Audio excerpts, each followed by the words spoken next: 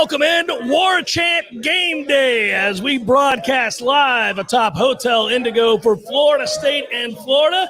It is great to be with you. We appreciate everybody here, and we appreciate all of you watching, obviously, online. I'm Jeff Cameron alongside Tom Lang, and we've got a little bit of time till game time. That'd be a good thing, Tom, because if we take a look to our right, we just had quite the storm. Hopefully this all pulls through and we don't have the inclement weather for the start of the football game. I've been wrestling with who it helps, who it hurts. Obviously, Florida State been so good at running the football this year. You kind of start to think to yourself that maybe the conditions don't matter as much for Florida State if they want to run the ball. But nonetheless, you don't like weird things to be present on a game day. You'd like ability to be the reason and not a ball slipping and sliding, turnovers caused by inclement weather. I don't think it's hit that threshold just yet, but it reminded me of watching, the British Open and seeing a squall line come through the golf course because you could see it. We were here at top Hotel Indigo. I was with my wife watching the second half of the World Cup match. USA nil-nil. Okay, we'll take that. Yeah. That's very soccer of them to get us off to a good start. You could see the rain in the distance over Tennessee Street, and it just made its way over. It's now passing through Gaines. For those of you that are still driving on your way in, there's going to be a lot of traffic. Yeah. Those IM lots are going to be full to the brim before this thing's over. Traffic was a monster as early as 1:32 o'clock today in Tallahassee. So if you're picking us up on the cell tower on the way in, be prepared to wait. Patience is indeed a virtue. You got 3 hours till game time. You got plenty of time. By the way, should make mention right out the top here. We always thank our friends at Zaxby's. Pregame, postgame, no game at all. Anytime is the right time for Zaxby's platters. Just as long as you're hungry, feed your team with your choice of traditional buffalo fingers. You got boneless or traditional wings, even if you're having trouble deciding, get the best of both worlds with the sampler platter. And don't forget that world-famous sauce. Satisfy your chicken craving with Zaxby's platters. Order online or in the app. Your Tallahassee Zaxby is a proud Golden Chief booster for 17 years. Go Noles. All right, back to the action at hand. Florida State comes in off of a win, another dominating performance. That's all they've been as of late. Post-Clemson loss, we said we would know the most about this team. In the next 5 weeks, we would learn what we needed to learn. And Florida State found out quickly that they were not going to be downtrodden, feeling sorry for themselves, but rather they'd pick themselves up by the bootstraps, find an identity, and win some football games. But they didn't just win those games, Tom. Those were all dominations, including one over Miami in a score that is legendary and now record-setting, which is beautiful to make mention. They're hoping to do the same today to the University of Florida, who comes in here reeling off a loss to Vanderbilt. But that said, those 4 wins, those signature moments now, this could be the creme de la creme, the cherry on top, as they say. If Florida State gets this win, wins 5 straight to close the year, gets to 9 wins, sweeps their in-state rival, has momentum in recruiting, will go to a great bowl. So much still to accomplish with a win here this evening. Oh, and I'm starting to feel that energy. The deck here at Hotel Indigo, this is about as packed as it's been since week 1. Remember Duquesne, oddly enough. Everybody was just feeling it. They were ready so for excited. Ready for football. They were so excited for this season. And one thing that I keep saying is I'm just so proud of all the fans who turned out before there was a proof of a concept. Your faith has been rewarded this season. And hopefully it's further rewarded tonight with a victory over the Gators. But this is me on Florida game day feeling that extra energy the way you do when we play Miami. Well, I hope I hate Florida too, but yeah. I know. Just that little extra something from my generation of undergrad. When you see the orange and blue, and there's a couple of Gators here on the 7th floor of Hotel Indigo enjoying a libation, I hope they're pissed off.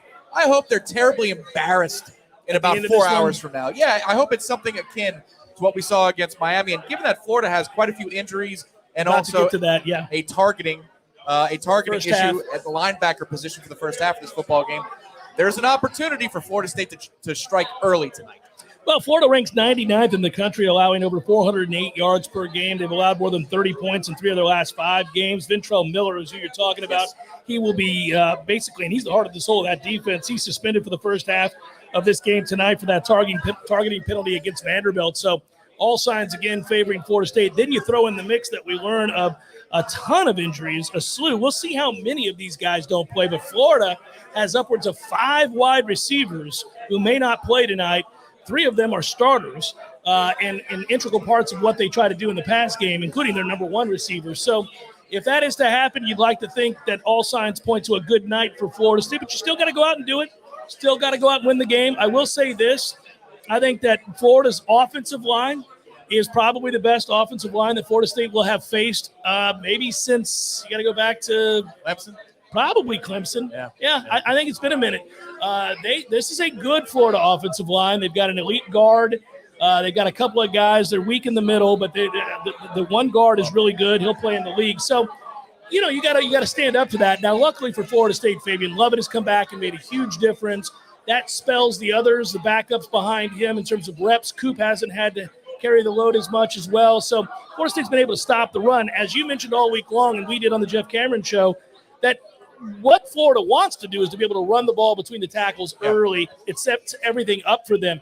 If they're incapable of that, if Florida State's defensive line is carrying the day and Florida just has to spread it out and throw, and they do run a spread, well, it gets a little bit easier to deal with that when you know what's coming. Second and obvious, third and obvious has not been Anthony Richardson's friend, save for when he scrambles. If that's your offense, we figure you can deal with that. Yeah, I ran the numbers on it for a piece that appeared on Warchant.com today. It's just 3 trends to watch for this game. And to the eye test, and I watched 4 of Florida's games start to finish this week. I thought, man, they're the opposite of what we do when they try and run the football. They want to go between the tackles, right up the gut. And the numbers bear that out. 58+% of the time they run between the tackles. And if you just talk about the A-gaps either side of the center, they run that nearly a third of the time. So their offense is up the gut. And with Fabian Lovett back for this particular game, I like Florida State's chances because defenses like Georgia, of course, but defenses like Tennessee and Vandy had some success stopping the run up the middle. So if Florida State can stop the run up the middle, given the issues that Florida has depth-wise at wide receiver, you're in business, and you are going to be in third long. It's just a matter of getting off the field at that point if you're the Seminoles defense. Well, and if we talk big picture about what the game looks like tonight, it has to be, I would think, for Florida to win, given the maladies with the injuries of the receiving core and some issues there defensively, as we're describing. Anthony Richardson's going to have to be a superstar, and as you've noted, and I've talked about some too, he's capable. He's one of just 3 FBS players with 2,300-plus yards passing and 600 rushing yards on the season. He currently ranks second in the FBS among quarterbacks, averaging 6.6 yards per carry. So he's a dynamic athlete. He's capable of making all the throws. He is inconsistent with those throws. So he'll miss a window, and you think, how do you miss that throw? That's the easy one. He'll come back and make a throw that you only see on Sundays that fits between 3 guys, and you wonder how he did it.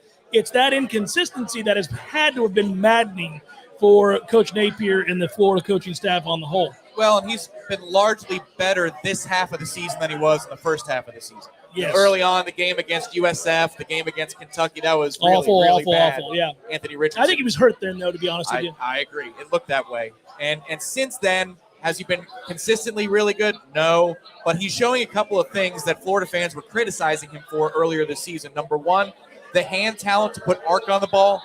You know, if you're a video gamer out there that's holding the receiver button down and everything's a laser. That's what he was doing earlier in the year. He showed it against Tennessee. It started there. Georgia, a couple of throws, and then Vandy last week. Some really nice arc on the throw. So he's got the touch to go along with the arm strength. And then also he's running more freely of late. He'll have to tonight with these receiver issues that they have and what I believe to be a disadvantage for Florida at the middle of the line of scrimmage. He'll have to be a runner, but he looked a lot more willing in certain stretches last week against Vandy than he has been at certain times of the year because the Florida fan base has been criticizing him about being unwilling to run. What I see on replay of these games, it's not the same thing as DJ from Clemson, DJ Uyunglele, who looks timid. I don't see a lot of timidity out of Anthony Richardson, and he better not be tonight if they're going to stand a chance. Should note in the chat, Chad Humphrey, thank you for your donation. Simply put, he writes #SuckItGators. Fair enough. Good way to start the evening with that one. I may have missed a couple of others. I'll check back in and make sure we do the right thing. Marcus writes, I'm going to tell you something you might not know. Joe Rogan, I smoke Gators. 38-24, go Noles. There it is. So one thing I do want to see tonight, and I brought this up in the games where you have a more dynamic athlete at quarterback, and I always think it's going to play a big role, and that is, do you win in the red zone? Because they're going to make plays. And guys like that, we said this before the LSU game, their whole offense ended up being a scrambling quarterback. It really was the totality. Now, they've gone on to become much better and a little bit more balanced. But they weren't back then. And if you've got a guy that makes people miss and or he's quick or both, and this guy's big, they're going to be breakdowns. So what does Florida State do, A, to win the red zone when the field's condensed? B, Florida State does not do a good job of running zone coverage. This is a man-to-man team for the most part. All right, well, what don't you want to do when you're facing a team with a quarterback who can really run is turn your back to him, which is what you have to do in man a lot of times. And so those are my concerns early in this game. So it's funny you say that because early in the season, there's symmetry to this because against Daniels and against Malik Cunningham, they ran man, one over the top, and then Deloach was primarily responsible for the quarterback. And sometimes it worked against Malik Cunningham and Daniels, and sometimes it looked bad against Malik Cunningham and Daniels. And it should be noted that is when you saw a much quicker, much faster, consistently good runner in Deloach. Yes. He was a faster linebacker the first half of the season than he's been this half of the season. I think he's played a little bit dinged up, as everybody is this time of year, and you always appreciate him gutting it out. But one of the things that made him special in the first half of the season was that closing speed. If that's not there, I don't even know if at his best he'd be able to hawk down Anthony Richardson. Well, at his worst, I'm not real sure that he can. So you wonder how they're going to play it. It's something to watch. I mean, they certainly know their personnel. Adam Fuller's done a good job in the second half of the season, especially getting guys in the right spots. Jamie Robinson has helped out in these situations. So, there's a lot of ways to play it. We're going to get asked this question. I already saw it on the chat. I think it's interesting. How do you decide to come after Anthony Richardson? Are you just trying that rush that, earlier in the year I hated because I think it hurts you in the run game because you get timid, you get used to standing up and not really bringing pressure and keeping those pad levels low? Do you pressure off the edge and worry that he escapes and he's got nothing but running room there? Yeah. Do you try to dominate up the middle?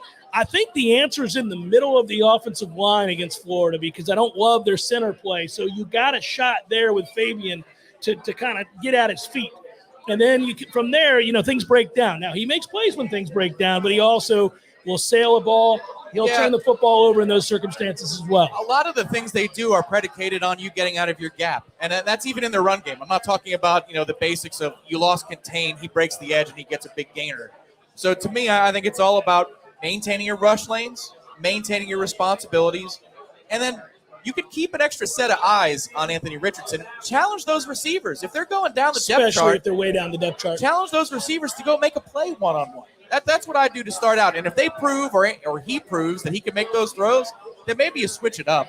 But for them, they have to be so much more successful consistently on offense with detrimental pieces than we think Florida State does when their offense is on the field. The pressure is on the Gators, in short, to get to the upper 20s or the lower 30s. And I think they would feel the pressure in that regard more than Florida State does. An empty possession for Florida State, you're like, all right, shake it off, we'll get the ball back. For the Gators, if they go empty 2 out of 3 possessions, that changes the feeling on the sidelines, and you might get a desperate throwing attempt or two and a chance to generate a turnover. I think you're right. I think Florida knows that the race for them is to a much bigger number than even you alluded to there. I think for the path to victory for Florida has to be in the high 30s, low 40s. I don't believe that they're going to hold Florida State's offense down. So when we talk about Florida needing to score, you're exactly right. That is a lot of possessions. Now, a couple things here to note. Florida doesn't necessarily want to run fast. They don't want to play fast. They want to drain the clock and shorten the game. But if you get down in the game and you're down by more than a score, then you really can't do that. You're going to have to play a little quicker. And then secondly, for Florida State, how does Florida State decide to deal with Florida's defensive line? They got a 400-pounder, duly noted. Everybody's talked about that. But let me tell you what 400-pounders don't want to do is see you run tempo. And if Florida State decides to do just that, especially if they're going to string it out and run those counters, outside zone, that kind of stuff, and get a guy going side to side, good luck with that at 400 pounds. So that guy can be neutralized pretty quickly, and all of a sudden you've got a numbers advantage because he can't move. There are a lot of things that you can do with this Florida defense lacking some depth. There's a quality player at linebacker for Florida, a really good defensive end for Florida. Our tackles are going to have to be aware of that. But this defense has not been consistently good, and it's certainly not been good against the run, which is what Florida State's done so well against everybody. What's interesting to me is if they weren't missing a linebacker, I think at the point of attack, Florida might stifle our running game more than most opponents have this season. Yeah. And so, before the game, before that knowledge, my thought was, given that Florida also plays off on the edges in pass coverage, quick throws, it's catch the ball and distribute wherever it's going to go. So now that they are missing one of their linebackers, and this scheme puts linebackers and slot defenders in conflict, I think counter can be successful today. I think our jet motions can be successful today, and so you might see a greater rushing total in the first half of the football game. But, if I had to guess, is Jordan Travis more likely to run for 85 yards or throw for 300? I think he's more likely still to throw for 300 today because I think the Gators are going to make us prove it on the edges, sell out to stop up the middle, and I think they might actually be a little bit more successful than we're used to around these parts. But the good thing is that this is an offense now in Tallahassee that no matter what you want to take away from us, we've got an answer. And it's been a long time since you could say that. Yeah, that we could do both. It has been a long time. Kim writes, oh, my God, we are so nervous. Last year was so terrible. Thanks, Kim. Thanks for the contribution. Everybody's nervous for this game. I would note that lots of people are nervous today. It's good to be nervous, though. It means there's something to lose.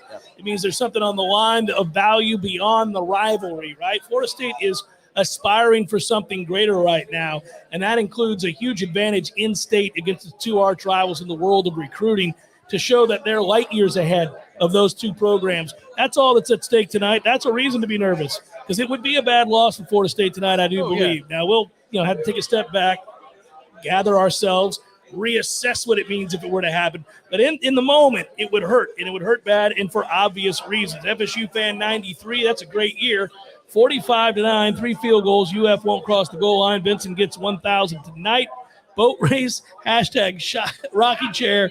It's always 27-2 for me. Go Noles. Oh, yeah. Yeah, 133, 27-2. Yeah, but I do think for Florida State, there is more on the line tonight than Florida. Florida doesn't come into this game, I don't think, at least their fans don't, with very high expectations. They have a lot of hope, but not a lot in the way of expectations. Whereas Florida State has very high, lofty expectations, maybe not of another dominant performance like they've had, although I've gotten very used to that. I've rather enjoyed the margin of victory each of these last 4 weeks. It's going to be 7 rocking chair games if they end up running away from Florida tonight. But while it's been nice and it's been comfortable to watch the second half of these games, right now, coming to a game like this, just win the game. Yeah. Just win the game. If I'm Billy tonight, again, I'm hoping that the race is to the upper 20s or lower 30s, and the reason I'm hoping that that's going to be the case is because I want to play ball control. If I'm him, I'm thinking the magic number is 35, 36 minutes time of possession. You have to shorten the game and force Florida State to execute, which we can, in fewer possessions.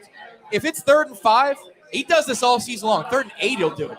He'll run up the middle to set up a 4th down play, 4th and 2. If I was him, it's all about holding the football. That matters more than in a typical game where that's a cliche. Tonight for them, every minute, every second that Florida State's offense is not on the field is a win for the Gators. So it's about getting off the field. But if they call, and you're watching the stands or on TV at home, if on 3rd and 6 they call a run up the middle and it's a gain of 3, don't smirk and assume that they're coming off to the sideline and here comes the punt unit.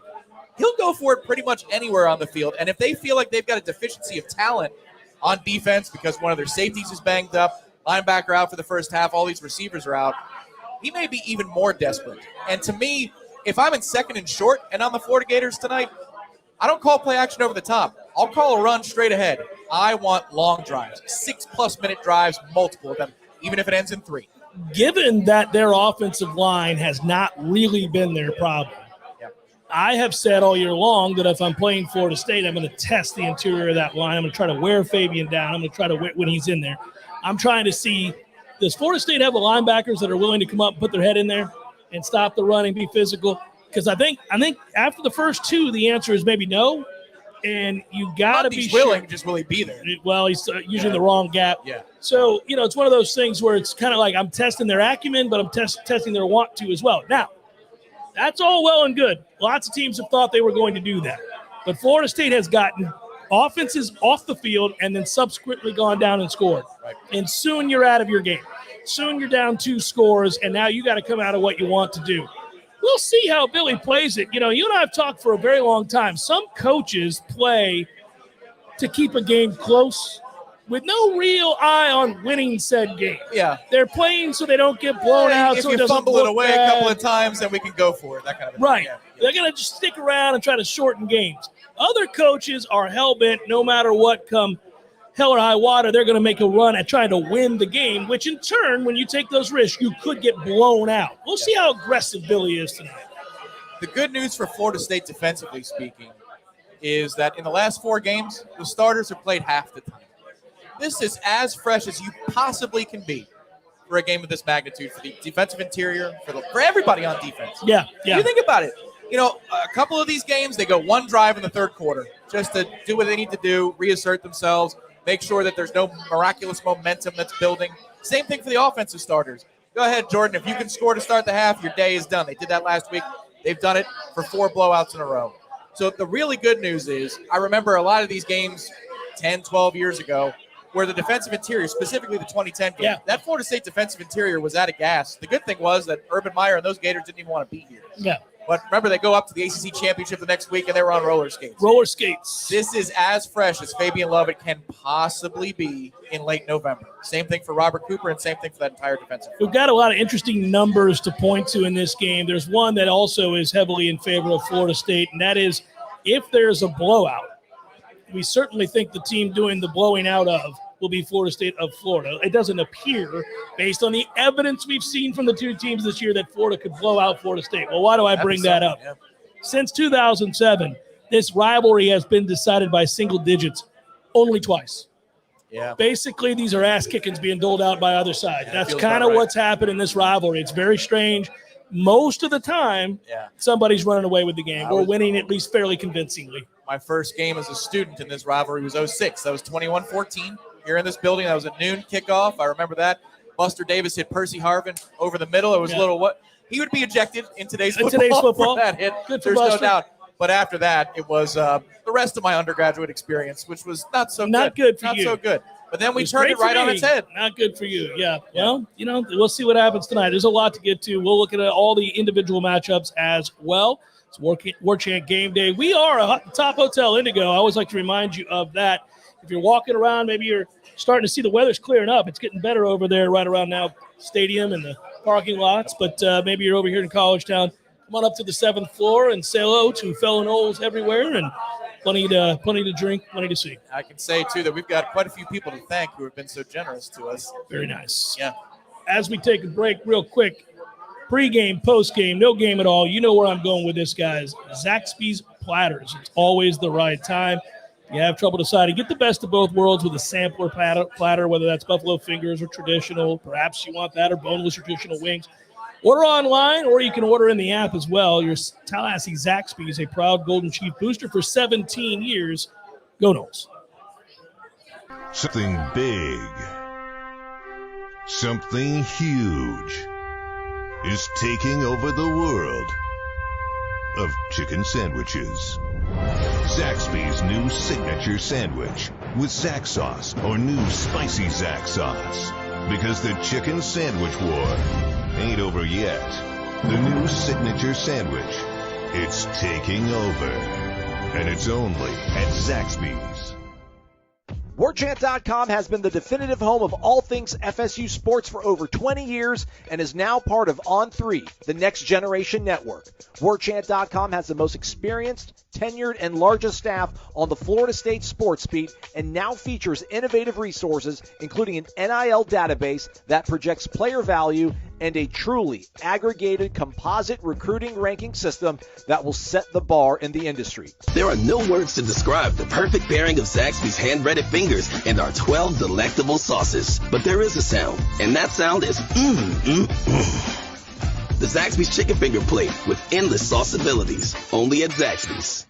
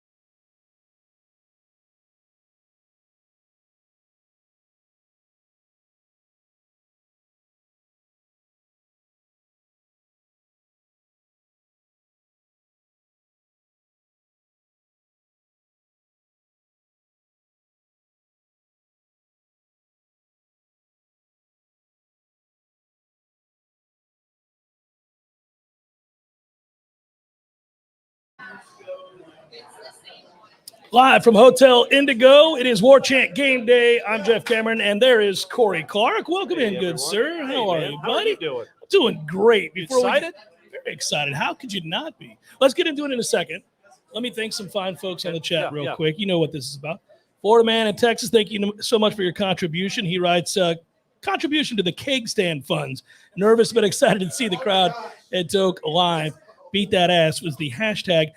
That's right. That is happening tomorrow at 11:30 a.m. and that will be a lot of fun. If in fact we're we get set on that time. It's going to be 11:30. It's kind of early, gang. Kind of early. We might be celebrating late into the night. It's all right. We'll be ready to go. It'll be a Saturday. Remember, it's not a Sunday. That's true. It's That's a true. Saturday. We're ready to start our day. All We right. got the rest of the football games and Now, all that will we good do a show, Tom? Will we do like a 15, 20-minute kind of post-game thing? little chit chat All right. after I do the keg stand. Oh, that's even better. Yeah. We get a before and then loose version. Yeah.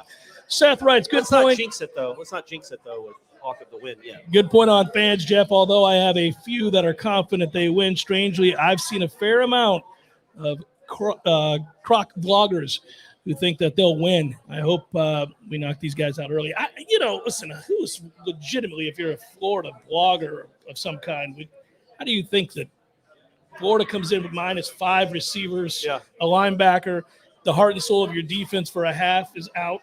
Your leading tackler is gone. He's gone off the team. I mean, there's not a lot that you would hang your hat on there, other than you do have, obviously you have an athlete at quarterback that could make superhuman plays, and he's going to have to all night long. James B. Hey, fellas, enjoying the show. Just finished some sliders, kicking back, having some cold ones, ready to destroy the Gators. Go JCS, go Noles. Thanks, James B. You're always so nice, so kind. Appreciate you. James B. is the man. He Saw is. him last night at Corner Pocket. Very nice. Very nice. Glad he's in town. All right, so let's get into this. All week long, really, basically, Corey, we go back to the end of the Clemson game. I chose not to even talk about the 3-game losing streak, and I said that the next 5 weeks would decide what Florida State is, what Mike Norvell's future looks like, what the recruiting class could be, and the way we would feel about the season. And all Florida State's done since that time is go out and destroy every team they've played in a way that really is more than resounding. It's been humiliating. The combined scores, the yards per play, the dominating defense for Florida State. The scores don't even do justice. No. As big as they are, they don't really even do justice. Well, I'll be honest with you. You and I both know they could have put up bigger numbers against Miami and a couple of these other teams that they had decided to keep throwing whatever they want. 60 points. So it's been a lot of fun to watch this play out in that way. Does that continue tonight, or is this game a closer game in your opinion? I'm a kind of a pessimist at heart. You know that. You're reluctant to go along with me when I call out blowouts. Yeah, because it is a goofy game, and it's going to be such a unique stage for this team with a huge crowd, these expectations. There's going to be some pressure. I feel like they weren't playing with a ton of pressure. I think the pressure's ramped up a little bit when you've destroyed these teams, and I think they're going to handle it well. I think they don't really maybe succumb to that kind of thing, but it will be a different feel in this game than it has been the other four. I think the Miami game. And I'm curious, just your perspective. I've talked about the game all week long. Obviously, you have too on Wake Up Warchant, written about it. But I am curious if there's an element of the team that worries you that could make this a close game. Is it pretty much, are we talking about basically Anthony Richardson just running wild? Yeah. I mean, there's really nothing else you can turn to there, right? You trust Jordan on offense. You trust this offensive line right now. You trust these receivers to play well. You don't figure that they're the ones who are going to give the game away. It'd have to be on the other side of the ball. Not being able to tackle him. But I think you can tackle him. I think that they'll have a spy for him. With them having so many receivers out and the way they play defense with Fabian Lovett, as long as you're not giving up yards up the middle, which you don't think they will necessarily, Richardson's going to have to make plays on the edge. Perimeter, If you're ready for that and can control him. And, when you talk about these Florida vloggers and the Florida fans, they're not in love with the way he runs a lot. Like, he seems to not do it as much as they want him to. It'll be interesting. Anytime a Gator writer tweets something, if you look at the comments below and it's like, is he going to decide to run today? Is he going to actually sacrifice his body today? So it kind of reminds you a little bit of us with E.J. Manuel 10 years ago. Yeah, come on, man. You're a great athlete. Run. Go. Yeah. So it'll be interesting to see what he does, how physical he decides to be, and how much he decides to run. Because if he doesn't, Oh, if he I doesn't, don't they're in see big them trouble. I don't see it have much of a chance to move the ball. Well, and Corey, I think there is a chance that he plays like his hair is on fire tonight because I think he's going to the league. I think he's going to call it a day, and he is their best chance. And you know what? If you don't have anything else that you're worried about, I would think that you'd play this way, because he won't play in the bowl if they go. So, to me, that's I bet you get a good version of him, at least an aggressive version of him. I'm stunned to see. I don't know if I buy it. Let me ask you, do you buy 5 receivers being out? Are you buying that? Well, look, that seems two of them have been out all year. Right. And then another one just got hurt like 2 weeks ago. Yeah. And he's like their best guy, I think. And they knew he was out for the year. So it's these next 2 that just kind of came out of nowhere. Xavier, the kid with the Z name. That kid and another kid were the guys it's the 2 of their top 3 leading receivers. So, yeah, I guess. I don't know why you'd say they're out if they're not. But really, 2 of them weren't playing much. So it's those other 3 that are the real key. But, yeah, man, if they're down weapons, they don't have a great offense anyway. And if they're passing game.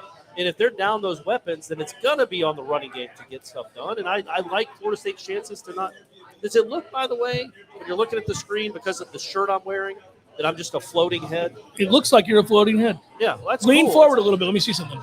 Oh, look at that. See there? If I could hide my arms. It's a halo effect. Yeah, there looks you like go. I'm a That's what you're going floating for. head. I would also say that Florida's offensive line is the best offensive line Florida State's faced in a number of weeks. You got to go back 5-6 weeks. Yeah. I would also say that their running back room is one of the best running back rooms that Florida State has faced. Those are 2 talented backs. If you add Anthony Richardson to it, I mean, I'm trying to make the case that Florida keeps this close and keeps it a game in the second half. But it's fun to do this exercise where you have to think of the ways that, you don't have to think of many ways for Florida State to get to a big number. They just continue to play like they've been playing with their weapons. Florida can try to take away the run game. Fine. You got one-on-one matchups on the edge. Right. Could be a big day for the receivers.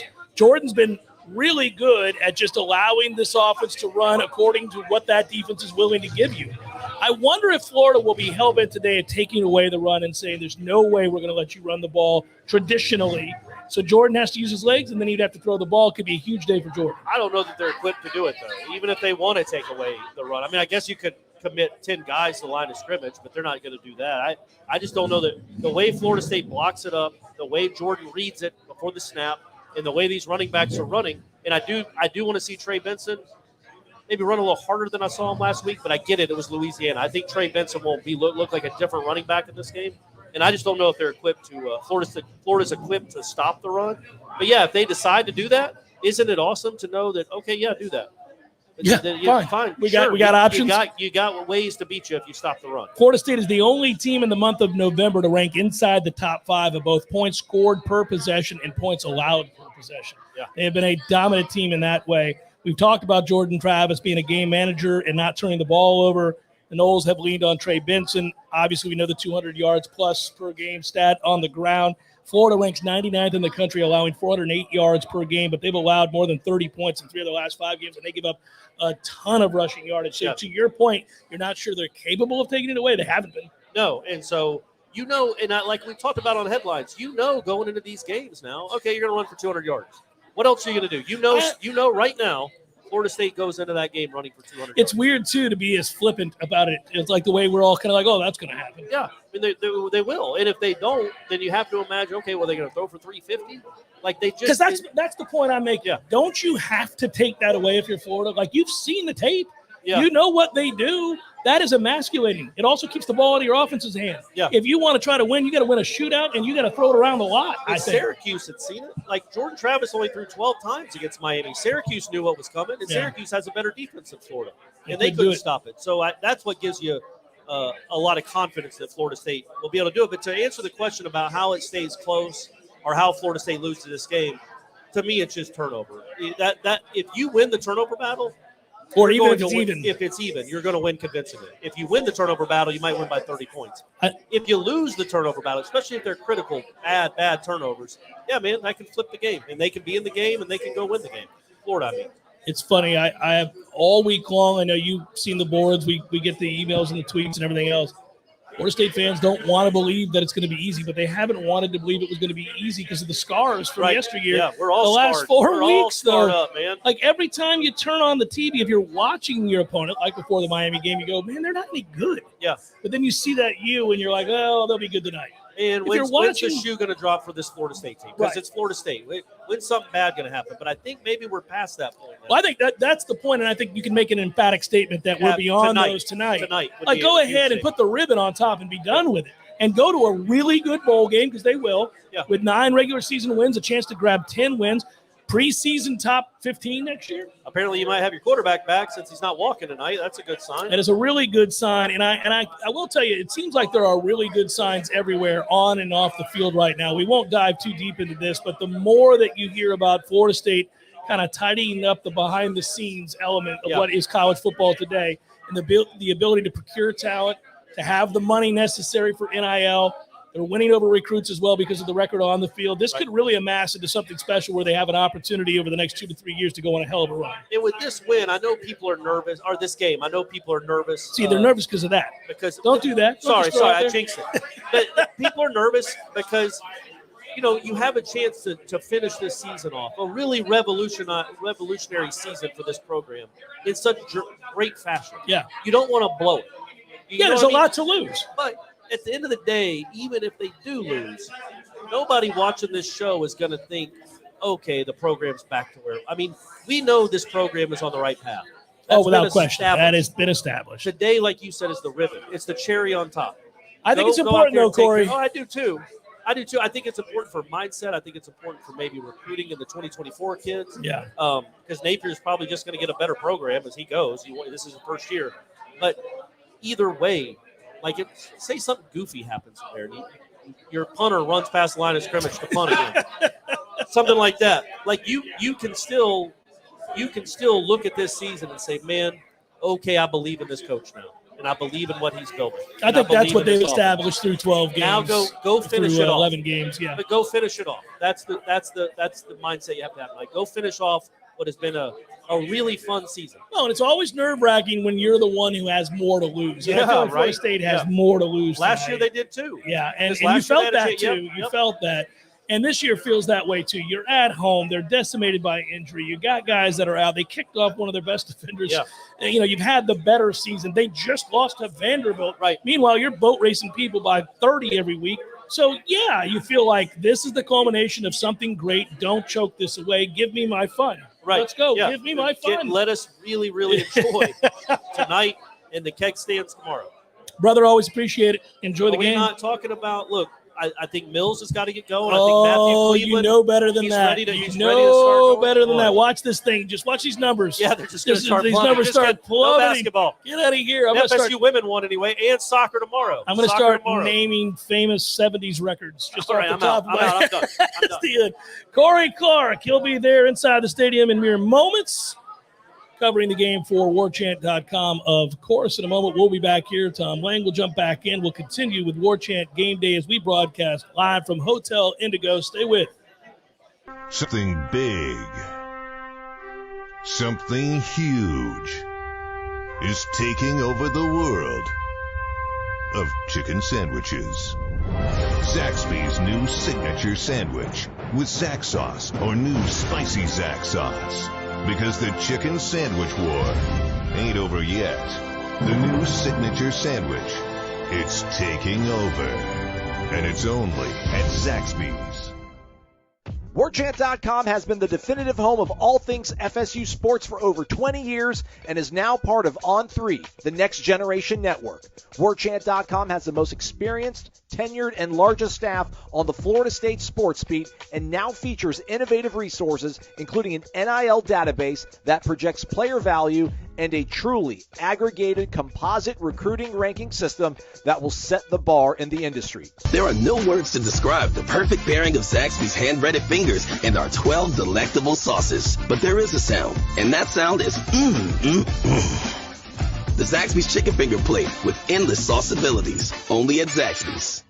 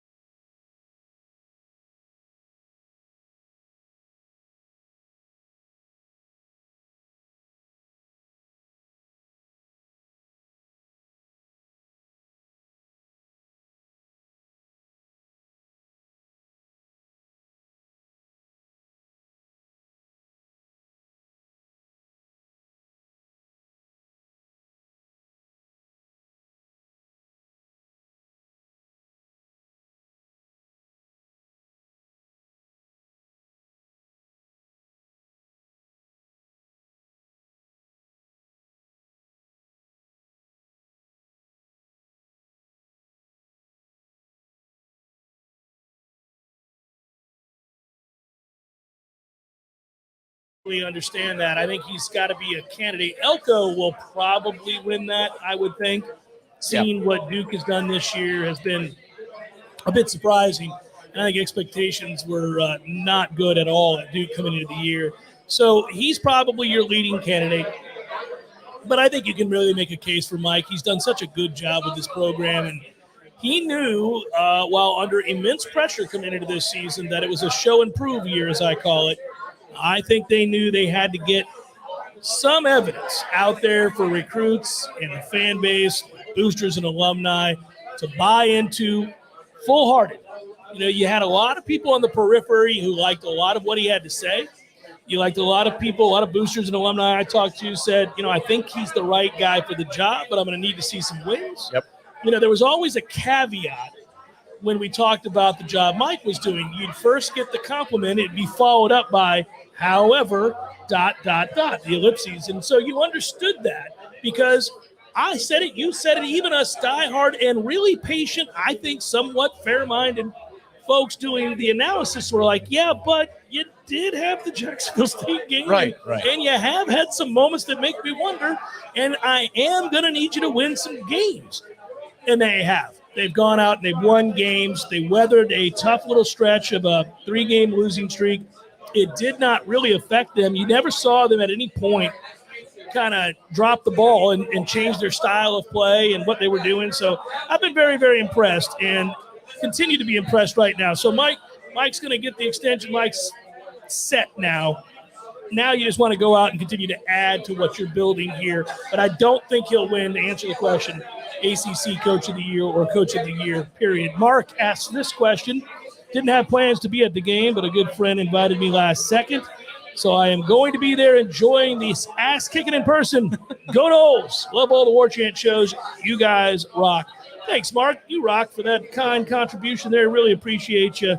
Appreciate everybody that has joined us today. We've James B. and Philip and Mark and everybody. We've got so many. Yeah, to Philip's point, I'd say, you know, the number one thing, if I was going to make a case for Coach Norvell being Coach of the Year, and it's not that difficult a case to at least get him on the finalist list, right? Can we all agree to that?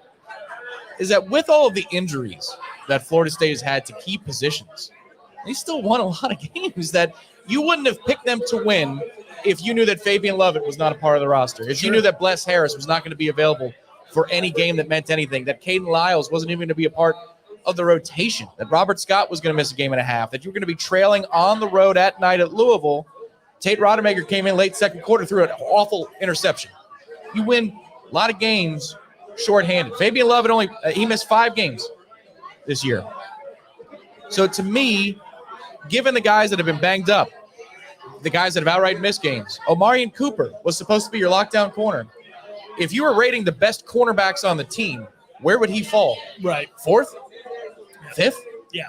All of these things went against you, and yet, by the end of the year, Jared Verse missed a stretch of time. We're deeper than I thought we were. We're playing better than I thought we would with all of these issues. Trayshawn Ward was out for a stretch of time, and Trey Benson at that point in the year hadn't proven that he could take over the mantle. Now it's a done deal. Jordan Travis, we had fundamental questions before the season. Mike's an offensive guy. Tony Tokars is the quarterback's coach. Could you develop him into something more than he's been? Could he be a passer first? All of these things fell into place. These are all feathers in the cap of Mike Norvell if you're going to make an argument for Coach of the Year. Well, and while we're crediting the coaching staff, and we can look big picture, we are at the end of the year. This is before the bowl game. Yeah. Florida State is going to a bowl game. How about that? Let's look big picture here and talk a little bit more about where Florida State's at and some of the surprises. The coaching staff has done a very good job. And you mentioned Tony Tokars. I had the opportunity before the season began to have an at-length conversation with him one-on-one at a lunch table. You were in the building. Yeah. And I spoke with Tony. And Tony and I asked him, I did a preseason interview on our Warchant. You had Shatter there, too. That was good stuff. Yeah. Then I sat with him and did the one-on-one at the lunch. And I kept asking Tony questions about the strides that Jordan needed to make, where he was at, what his thoughts were about this. And, you know, he never wavered. He never flinched about the questions of Jordan needing to get better as a passer. Yep. And he knew where I was going with that.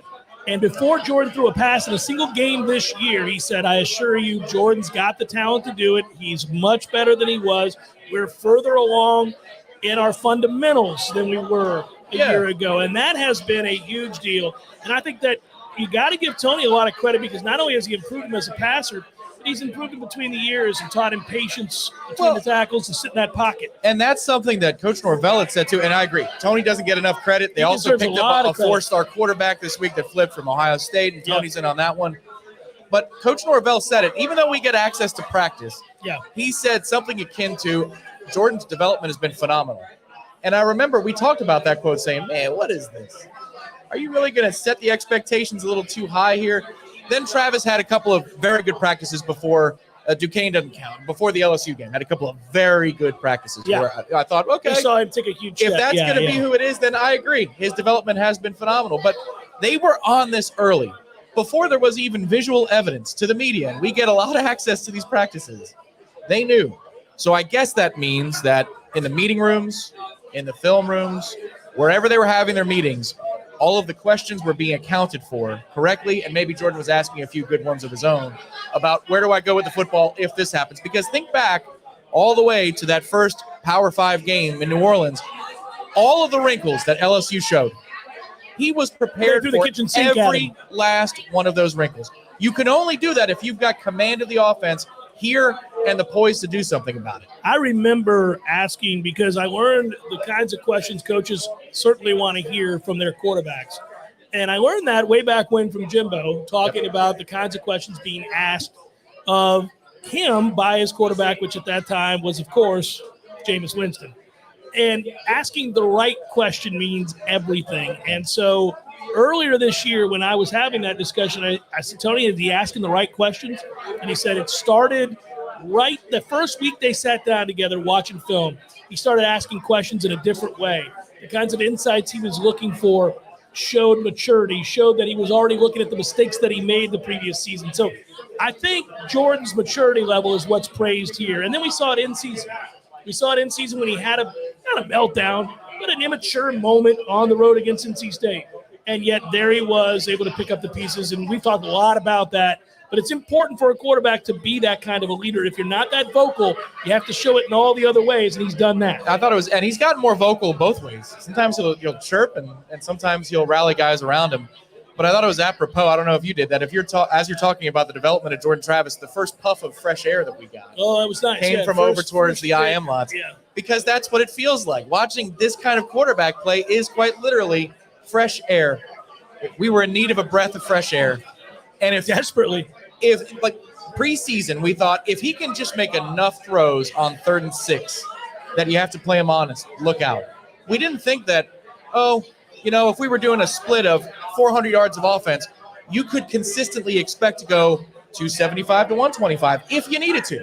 But that's where we are now, and it's gone from, all right, how much damage can you do with Jordan Travis until A.J. Duffy develops or the next guy comes in, a transfer comes in, to a critical piece to the 2023 puzzle is landing Jordan Travis's services, making sure that he comes back for one more season, because if he does, preseason, this offense is going to get a ton of hype, and it deserves to get a ton of hype. Well, it should be noted he's not walking for senior day, so that's good news there. And then secondly, I actually believe from what I'm hearing, things are in a good place right now.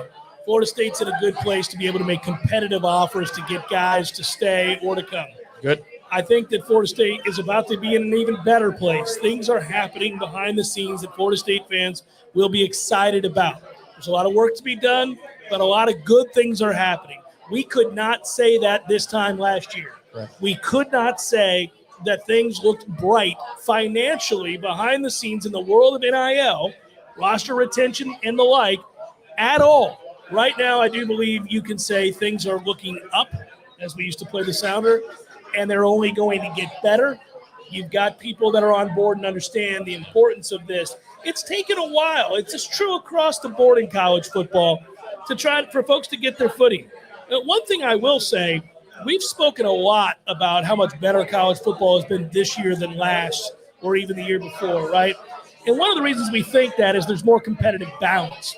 Could it very well be, as some speculated, that NIL is actually going to lead to more competitive balance? There is a free agency of sorts in college football that never existed before. Well, it makes you nervous when you have a good roster, but at the same time, it allows you to replenish a depleted roster.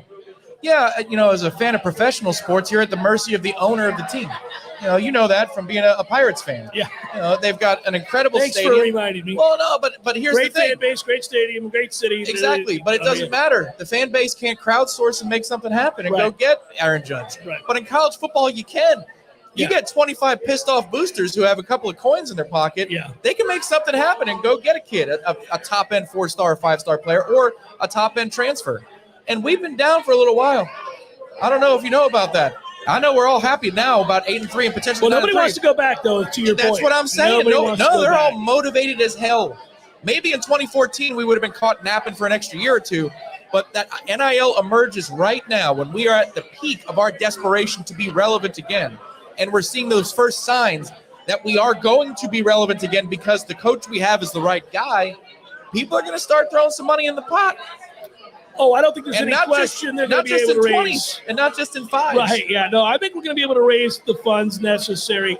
I'm going to be very intrigued when this game ends, folks, tonight. And it's a Friday night, so you have this whole weekend. Yep. Do not be surprised if things start to trickle in about what's possible for Florida State by Sunday, by Monday, by Tuesday. Got that extra day where folks can meet and kind of figure things out. And I'll just say, if you're thinking about Florida State right now on a Friday night, this clock strikes 0, the Noles win, they finish a 9-3 campaign, they sweep their rivals. If all this is to happen, a lot of it already has, but if this final piece falls into place, I mean, all you're going to be doing now is, A, what bowl game are we going to? Which players from this roster that made this season possible are we retaining? Which ones are declaring? And what is this recruiting class going to look like? That is all you're going to be thinking about. It's a fun thing to think about because in the past, when you were finishing sub 500, yeah, you were worried about the recruiting class, but you were more concerned, are we ever going to find our way out of this abyss? Well, that's in the past. The abyss has been found its way out of. We're okay. We're beyond that now. How great and how quickly can you be great is the question. Well, it's not just because we do this as our day job. It's more than just 12 Saturdays or 13 in this case, 13 game days. But it's real. I read an article this week in the On3 Network. It was by KSR, the folks that cover Kentucky. And there are a lot, sometimes you see a headline like, that's clickbaity, that's not true, scandal, chaos, whatever. But chaos was in the headline. And it was referring to the transfer portal coming up because now there are windows in the NCAA. The FCS transfer portal window is already open. But on December 5th, it opens for FBS in earnest. And this article was speaking about, Mark Stoops was quoted because he was talking on his coach's show about it being total chaos because there are so many kids that have not transferred yet in their college career. It's open season. It's open season. And if you're not having those conversations with kids who may or may not necessarily have announced for the transfer portal, then you're not doing your job because other staffs around the country are. So be prepared. It's not going to be over tonight. It's only going to get crazier. It used to be that signing day was the peak of the crazy offseason for the college ranks. Now it's going to be December 5th for the transfer portal window and then the 21st for the early signing day. Well, and remember this. Florida State succeeded at a very, very high level in the transfer portal without wins on the field. Right. They were able to bring in really quality players without a lot of wins. This year, they've strung together a lot of wins, maybe 6 in a row here or 5 in a row, and then a bowl game could get to 6 in a row. But bottom line is you have an opportunity at a 9-win regular season campaign to go along with the successful run of transfer portal gets solely by selling concept in the past. Now you have proof in the pudding. Well, and it was the damnedest thing that last year you landed 4 receivers. I mean, what about this offense last year said, I want to go be a wide receiver in Jordan Travis-led Florida State offense? Nobody. Nothing about it other than PT. But it wasn't like, there was wide open receivers streaking down the field left and right last year. You had to believe. You had to buy into what was being told to you big time. by Coach Norvell, by Ron Dugans, who's had an excellent 12 months, might I add, starting with the transfer portal, the development of the receivers they had here, and then on the recruiting trail. But I would say this, the proof is absolutely in the pudding for multiple years now. If you are a top end, athletically speaking, defensive end or rush end, where else would you want to transfer to than this place? Because we're about to get 2 guys paid by the NFL at a high level. And I know tonight is senior night and you want to honor the guys that have been here in some cases for 6 full years and have seen a lot of change.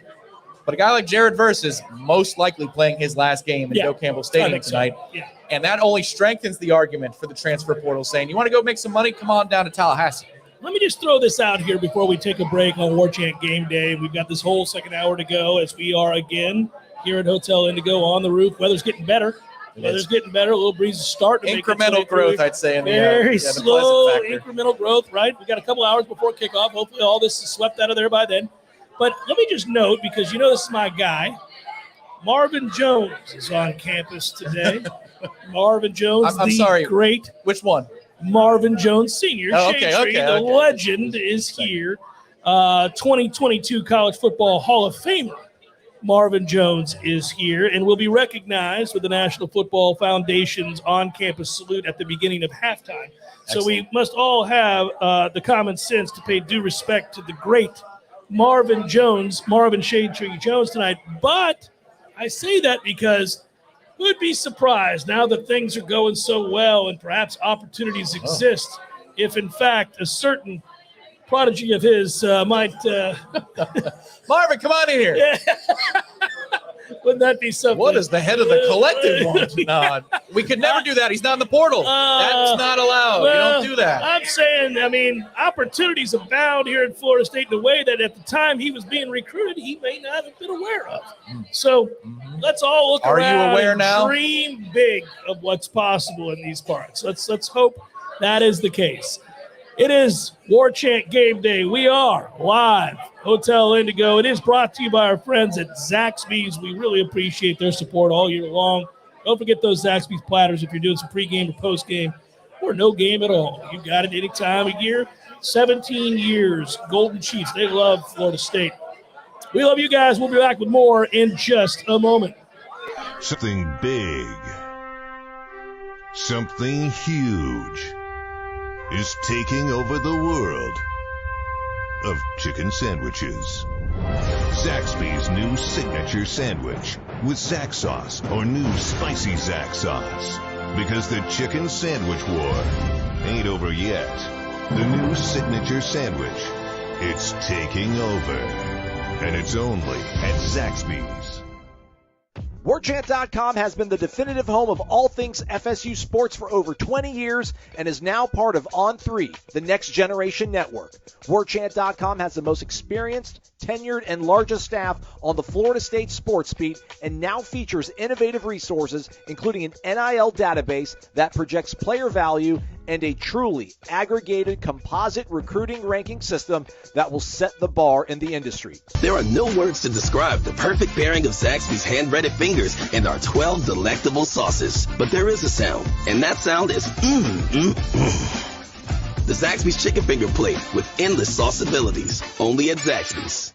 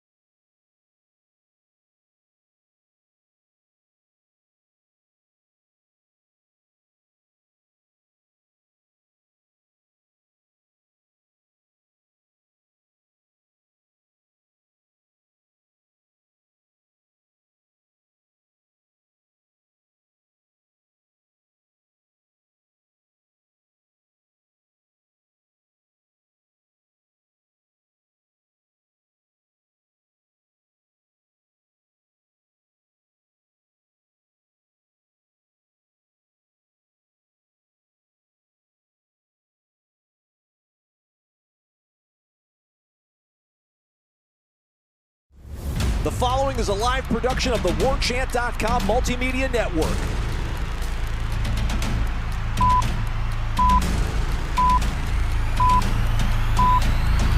Fire up the grills and turn up the volume. Welcome to Warchant Game Day, presented by Zaxby's of Tallahassee. He is off, one man to beat, cuts it back. He landed on somebody. They're going to say touchdown. Warchant.com's Jeff Cameron and Tom Lang bring you the latest news, updates, and analysis around the FSU program ahead of today's kickoff on Bobby Bowden Field. I know what this game means. And if you don't get up for this one, then go somewhere else. Go do something else, because it is not for you. This is why you play. Tallahassee Game Day is brought to you by Zaxby's, the official chicken of sports fans. Your Tallahassee Zaxby's, a proud Golden Chief booster for 17 years. Go Noles! Now live and worldwide on Warchant TV, here is Warchant Game Day. And we're back. Warchant Game Day continues now from Hotel Indigo. A great spot to meet up with fellow Noles getting set for the game. It's brought to you by Zaxby's as always.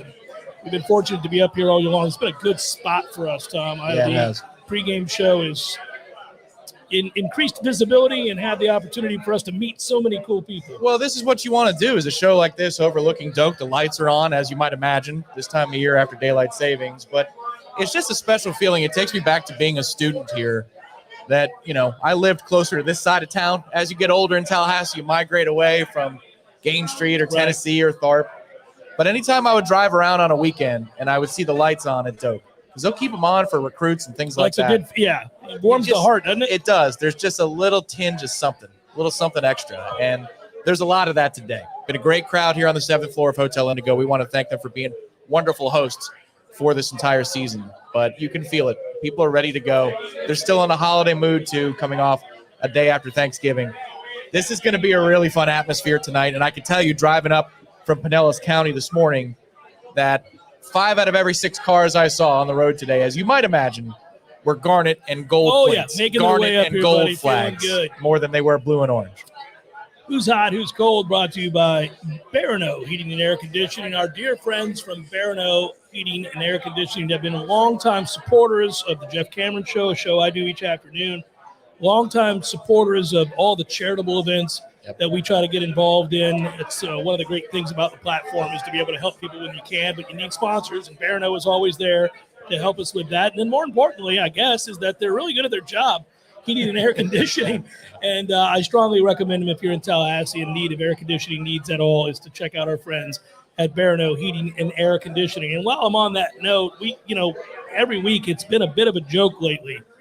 We've had to search desperately to find the cold, because the hot is everywhere you look in this lineup. Everywhere you look for Florida State's offense. You can name offensive linemen. You can name running backs. You can name receivers, tight ends, even quarterbacks. Everybody has played so well on this offense. But the defense has been equally as dominant these last 4 weeks as well. And it's been fun to watch. I think in particular, all year long, we've been able to see different guys step up at linebacker, corner. Renardo Green, you were talking about him earlier, has really been a mainstay here.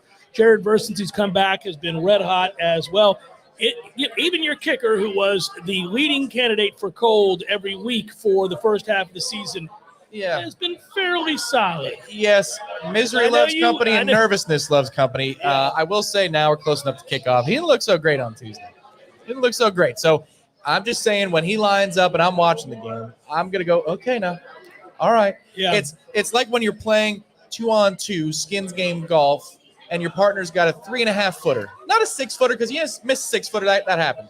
3.5 feet. You should make that putt. Okay, now. I'm looking at you. Come on now. Been shaky last 2 I'm holes. not walking to the cart. I'm going to watch this one. Yeah, I'm going to make sure you're bringing that. Yeah. Well, the weird thing with him is that when he's right, he's really right. Everything is thumped, and you feel good about it when it comes off his foot. When he's wrong, you feel like there's no chance in hell that kick's going in from anywhere on the field. So he's really a man of extremes. So let's hope he's solid tonight, if, in fact, you have to resort to that. Florida State's been real good in the red zone these last several games. We talked about it for much of the first half of the season. It was an area in which they struggled. But the truth is, once they decided to run Jordan, once they put away the silliness and got a little bit more physical down there. Goal line sets. Goal line sets. Things have really worked out well for Florida State in that regard. So, I think that's another thing that you look to. You feel very good about coming into this football game. I just love it. And what I'll do is I'll say cold was something from last year before the game even started. And it's going to lead to a good thing. But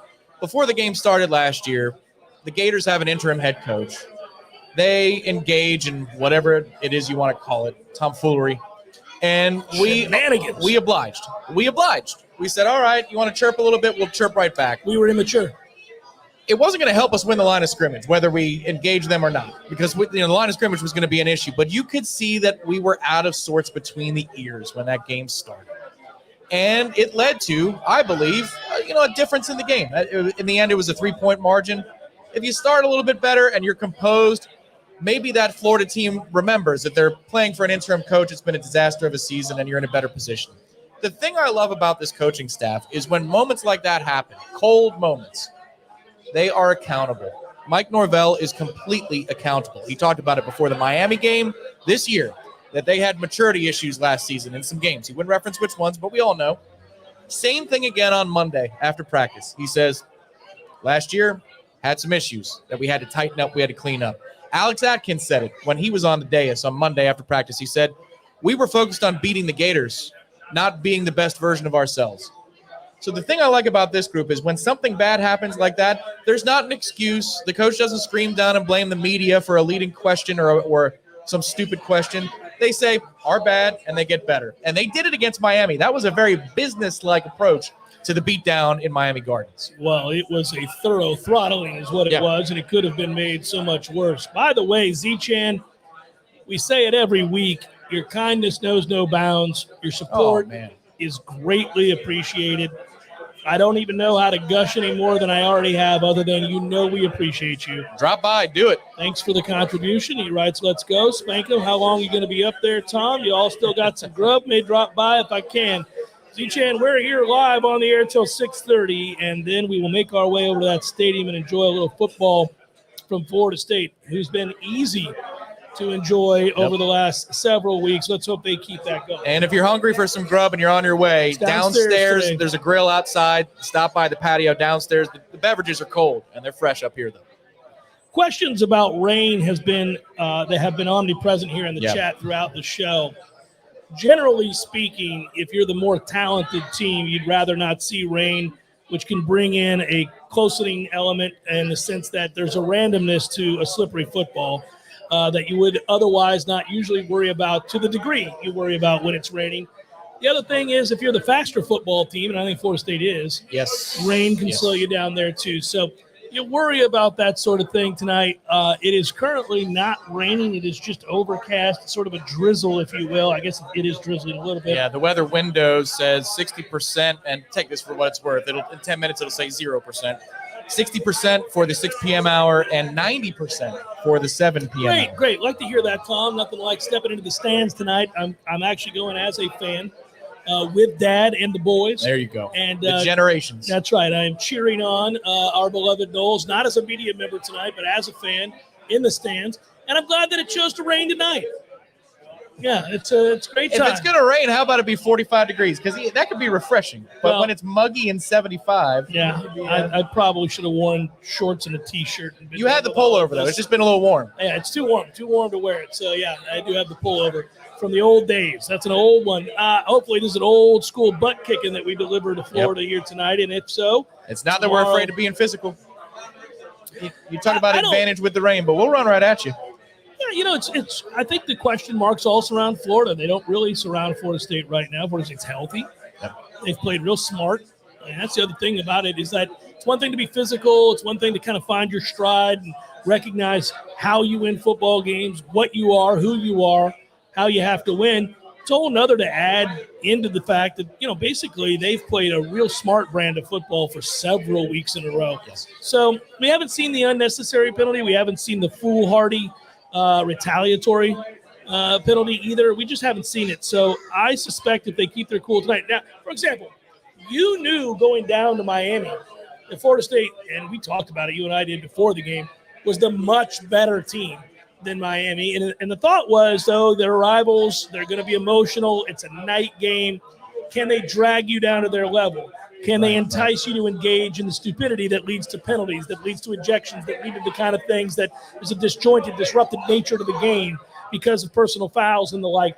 Florida State never responded to that. They never really ever engaged Miami. It was more of, okay, you know what? We knew you were going to do this. You can't beat us on the field, so you're going to have to resort to this sort of thing. By the way, here's another touchdown. Take that with you. Have a good one, everybody. And it was fun to watch. Let's see tonight if Florida State is that kind of discipline, because I do, again, maybe suspect Florida will have to engage in that. Usually that is a false bravado that follows a team that is desperate in a desperate situation. Yeah, and that's if you're going to argue for Florida is Anthony Richardson can do something about it if he's desperate. The upper end of what he does is fit for Sundays. 100% it is. It's fit for the NFL. Oh, yeah. But without the receivers, and they're banged up across the board here, offense and defense. You got a suspension for a half, but they're banged up at a lot of positions tonight. Can he do enough? It's going to have to be him, and him some more. I mean, if you're setting the over-under for, oh, my God, you made that play moments for Anthony Richardson that he would have to make for this to be a competitive game. If Florida State plays clean on offense when we have the ball, it's more than a half a dozen. No, I think the route, I'll say it time and again, they've got to win a shootout. They got to win with him just running crazy. Yeah. Florida State can't get him to the ground. He's just making superhuman That's plays. the other thing, too. We were talking about Kalen DeLoach in pursuit and, if can he win a foot race. I think he can win the foot race, but the question is, if you get your hands on him, can he get him to the ground? And Adam Fuller talked about that. Wrap up tonight, guys. Wet jerseys are tough. You cannot grab. You got to wrap. Well, remember the mistake that was made against Clemson that saw a certain safety sit the pine for a little while. What was that? Gave up on the play. Allowed a guy to get behind him because he thought that a blitz from the slot was going to get home. And why he thought that, I don't really understand, because the secondary for Florida State hasn't exactly been adept at getting the quarterback on the ground when they blitz from different angles. So why would you assume that in the first place? At any rate, it was a bad assumption, and it's a touchdown over your head. It's an explosive play over your head. Well, ditto for tonight. Run that film, 5 dozen times if you need to. Adam Fuller said it. The play is never over with this kid. Anthony Richardson can either keep the play alive by just scrambling away from you or shedding you. Like Ben Roethlisberger in his first or second year in the NFL, we were saying, well, what does it take to bring this guy to the ground? Yeah, he's a hoss. He is a headache, an absolute headache. So you got to keep playing until you know that the official has said, all right, no mas, this play's over. Let's note, though, let's watch very carefully. He takes games off when it comes to the physicality. He will run man-possessed if he's feeling good, if he's feeling froggy, and he feels energized, and he becomes a real problem. Other times, like against Kentucky, like against USF and others, he'll sit in the pocket, and he'll make wayward throws, and Florida fans will get frustrated with him. And those are the nights that you have a chance to really do damage to this team. Yeah, the first half of the Georgia game. He ran really hard the second half of the Georgia game. It was 28-3. They did get it within an 8-point margin. 28-20 at one point, yeah. But that first hit he took was on a scramble to the left sideline. And I think Mickey Andrews would be proud of that hit. It was a little late. It's a little late and it's a little low. It was a little low. It was in that strike zone of that's a big man. I'm not tackling high. Correct, but he was already out of bounds. It's a ligament. The ligament was the target of that hit. These things happen, Tom. He came up limping a little bit, and for the rest of the first half, he didn't want nothing to do with the running game. But in the second half, he bounced back. So to your point, if you hit him early, in general, that's the story of this game. If you hit Florida early, not just physically man-to-man, but if you hit them with a couple of scores early and you get a couple of stops, where are they going to be in the second quarter? Do they even want to be here, or are they going to fight back? It's interesting because I think that's an open question. It's a fair question when you've had so many injuries, when you've had so many people that are missing the game. I mean, I think this is beyond the speculative nature, one-sided as it might be because we're Noles, to say, hey, does Florida want to play? Is Florida going to quit? Like, even if you objectively remove all allegiances and just say, no, honestly, that's been Florida this year. There have been games where they showed up and they looked like they cared and they became a bit of a thorn in the side of some good teams. And there have been other games this year where you're like, well, they don't even care to be out here. So they have had a hard time finding consistency. Yeah. And I think that is absolutely normal, by the way. That's not an undue shot at a rival. It's normal when you got a new coach trying to flip culture. Yes. You get kids that are bought in, other kids that aren't. And it's different than Miami. I keep coming back to that. Like, even their offensive philosophy, you can see what they want to be about. And they're failing at it right now a lot of times, but you can see what Napier wants this team to be about. With Cristobal and Gaddis, I know what Michigan is. I don't know what the hell Miami was this year. Right. So they've got two problems. They've got a culture issue where their head coach is saying, come pick up your kid if he doesn't want to play to us. Which was hilarious. Play for us. He said that to the media. Come pick up your kid. You could take them home. Yeah. And then you've got an offense that is in between. They don't know what they want to be. They don't have a quarterback, so well, yeah. It's kind of they played him when he was hurt, so that doesn't play well in the locker room either. Yeah. So that's a total mess for more reasons than just there's a transitional period. The Florida transition looks like something that we might recognize here from a year ago. Yeah, those are tough times to go through, and you never really know what you're going to get. I will mention, for as fun as it's been, Florida State over the last 4 games, a combined margin of 173-39. Can I say that again? 173-39 has been the score for Florida State over the last 4 games. I mean, those are outlandish beatdowns. I don't think you're getting that kind of a beatdown tonight. I think you're going to win the game. I think Florida State's going to win the game, but I don't think we're looking at a kind of a 38-3, 45-3. I don't. Florida's going to put some points on the board. Your today. chances are swelling because of the issues they have at receiver. Because I think that we're going to be able to stop their traditional run between the tackles. If we do, then there's an opportunity for it. I agree with you, though, even with nothing to work with.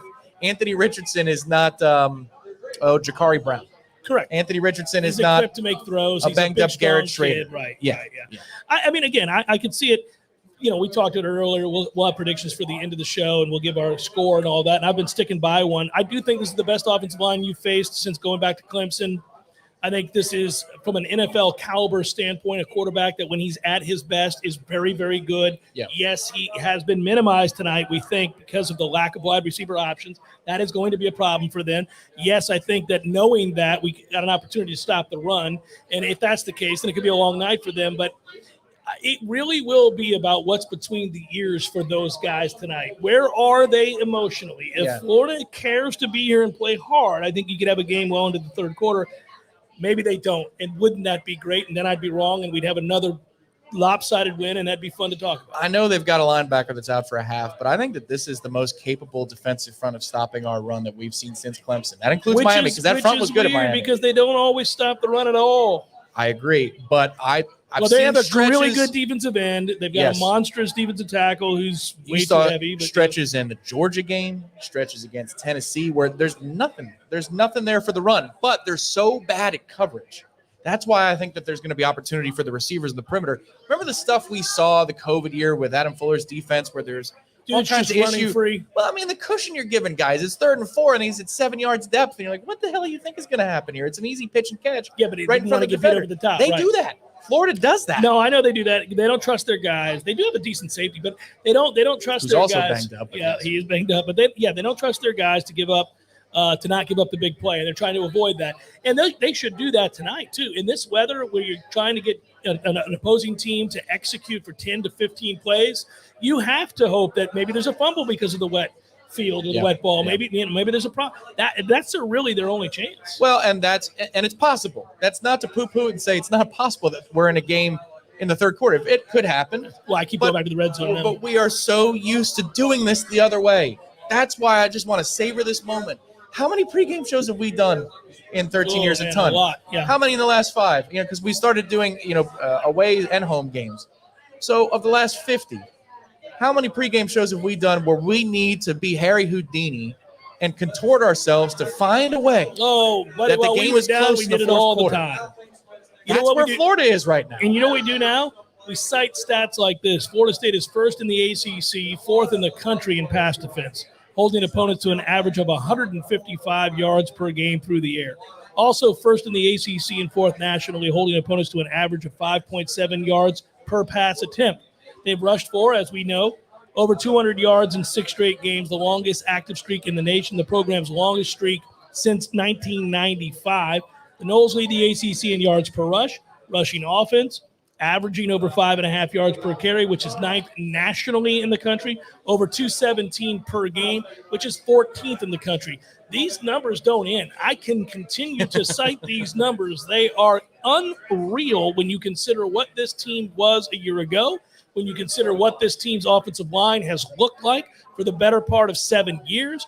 It is amazing to think that I could turn to those numbers and keep going if I wanted to, talk about drives before the half, after the half. We go on and on. They're all numbers that scream efficiency. Has he been an AP first-team All-American? No. But think about how much Dylan Gibbons, for example, who's playing his final game here in Tallahassee, Got to has tip the helped cap to that kid, man. change the program. He's helped change it because it all starts with that offensive line. And look, he was banged up a bunch last year, and he wasn't at his best. At times this year, I don't think he was even close to 100% as well. But you think about what has happened on that offensive line, and Alex Atkins is a figurehead for that. And he should be because Deserves all the he's credit got in a the world. lot to do with it. But a player like Dylan Gibbons out of Clearwater Central Catholic High School, Hey. who transferred from Notre Dame, we thought, oh, that's cool. We got a Notre Dame offensive lineman. Which I did not poo-poo. I was excited about. You were correct. Yeah. They do pretty well in the offensive line around there. Maybe They he can do. help us. Well, little did we know how much a player like that would help us. You know, I'm just thinking about that as we're getting closer to kickoff tonight. There's a lot of traditions that I love about the final home game of the season. One of them is senior day and senior night. And it's all convoluted now because you got 3 levels of seniors with COVID and red shirts being what they are. You've got the marching Chiefs, and when they perform their final halftime show, they leave their shoes on the field, which is a really emotional moment. But as you're starting to think about those They're things, going to be wet tonight. and they will be, and how quickly the season is gone. I mean, there are a few principal players. Fabian Lovett's another transfer that has helped transform that line of scrimmage. You start thinking about Tatum Bethune at linebacker. and hopefully he's back. I know he's doing the senior day ceremony, but you never know. He could come back. He has another year of eligibility. It's just amazing how the transfer portal, even before it became this open season thing, has helped shape this season and move this program forward. Who would have thought, what's the way out when we were at the depths of despair 4 years ago? Oh, the transfer portal. That's what's going to be the ticket for us. Yeah, it's worked in a way that none of us could have predicted a few years ago, but it's amazing. You hang in there, you have faith, and if you get a guy who gets it, who's willing to put in the work and who's rooted in something that's real and who can sell a vision to kids, now maybe sometimes fortune will find you because you're doing the right things. We talk about that. It favors the bold, right? And so that's a guy that has come in here and worked really hard and never really wavered as to what they were trying to do. So, you know, it's only right that they have received those rewards, but they've also done a very good job of evaluating those players. Oh, yeah. And grabbing some guys that maybe not everybody wanted in the portal, maybe grabbing some guys that some people did, but they have hit on all kinds of players at every position. Jamie Robinson wasn't, sought after by Alabama, Georgia, and some of the, like Tennessee last year for Jared Verse. You understood that he was on people's radar because Tennessee felt like they were close. They had a good year this year. Yeah. Imagine where they would be with him as a player. Well, they'd be a lot better because that defense stinks. It does. They'd actually get off the field once in a while with a player like that. But he didn't go there. He came here because we were on him first. That had a lot to do with it. There is all kinds of paranoia and vigilance when we see what's going on in the transfer portal, and I love that about us. It is Warchant Game Day. As we have about another 25, 30 minutes to go in the program, stay tight. We'll be back with you atop Hotel Indigo. Weather starting to shift. Yep. Slight breeze. I'm not seeing as much rain. Feels like when you go on those rides at the theme park and they have the mist machine. That's what we got going on right now. We're getting there. Hang in there. We'll be back in just a moment. Something big, something huge is taking over the world of chicken sandwiches. Zaxby's new signature sandwich with Zax sauce or new spicy Zax sauce. Because the chicken sandwich war ain't over yet. The new signature sandwich, it's taking over. And it's only at Zaxby's. Warchant.com has been the definitive home of all things FSU sports for over 20 years and is now part of On3, the next generation network.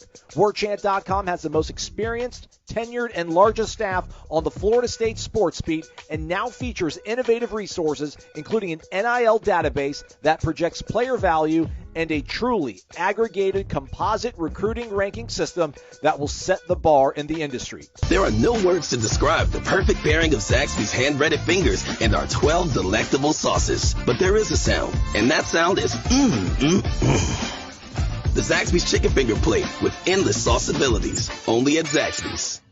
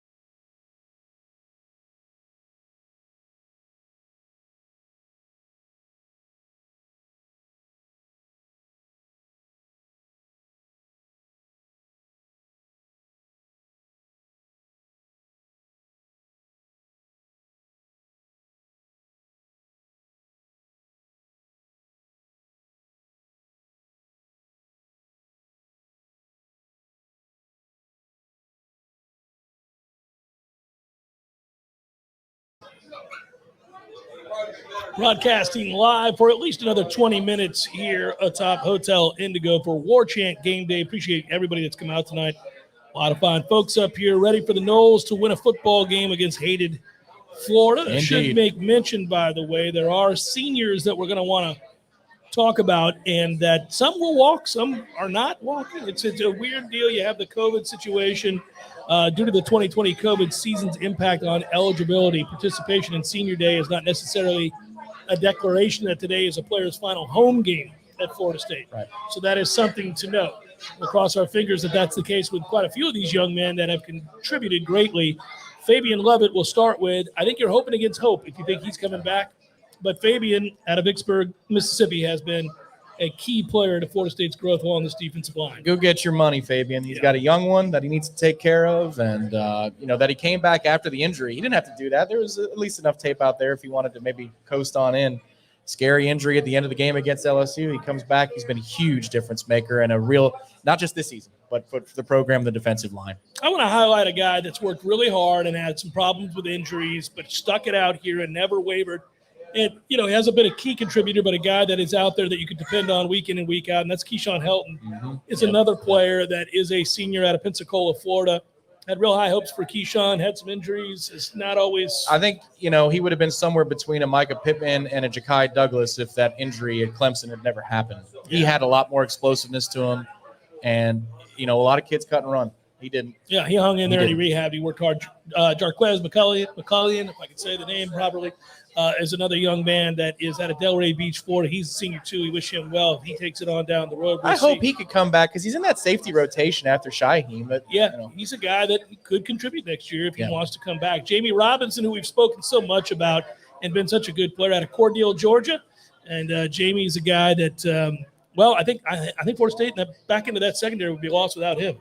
Yeah, it's going to be rough. I would expect to see some more three safety stuff tonight. They're getting 38, Shaheem Brown, a lot more time on the field and putting Jamie Robinson closer to the line of scrimmage. He has been lights out in this stretch since the bye week. He has been really, really good, the kind of player that we saw last year for most of the season. Tatum Bethune is a player that came over from UCF and really instantly stabilized the linebacker room. He's a sideline-to-sideline guy who's got great instinct. He's very productive. He's a tackling machine, and he's a leader. If this is his last game, thank you for your year of service here at Florida State because you helped stabilize a segment group that's really had a tough time the last several years. Oh, man. When either Bethune or Deloach is not on the field, you feel it. You realize that they're not on the field. Yeah. And I don't think that's an issue that's been put to rest. That's my personal spin on it. Here's hoping that's actually what comes to bear. Credit to Wyatt Rector, who transferred in as a quarterback, knew he was never going to play quarterback here, or at least figured it out pretty early. Took over at tight end and really has worked hard in the weight room just to become a really serviceable member of that group, but also special teams. He's been very good. So he's a guy that has contributed. And listen, it's hard. No matter what kind of player you are, obviously you're not an elite starter or something along those lines. It's hard to transfer in and just change positions and get any kind of playing time. And he has. So he deserves a lot of credit for that. He's thrown a touchdown in the Garnet and Gold. Yes. And he'll have it the rest of his life. Yes, he will. We got Mike Russo, who is a wide receiver out of Newport Richey, Florida. Amari Gaynor is a young man, a legacy player, obviously, from right here in Tallahassee, Florida, whose father played here. I remember Mr. Gaynor playing more here. and more snaps for him as the season has gone along. When he got healthier, he came back out there, and he has contributed. That's good to see. First quarter against Miami. Sorry. Yeah, Leonard Warner's played for 15 years here. He will finally be ready to graduate. Leonard Warner. 35 is his number, also his age. Snellville, Georgia. We give credit to Leonard Warner. He loves college football. He's been a good leader. He's worked hard and has always been out there. Garrett Murray, long snapper out of Tampa.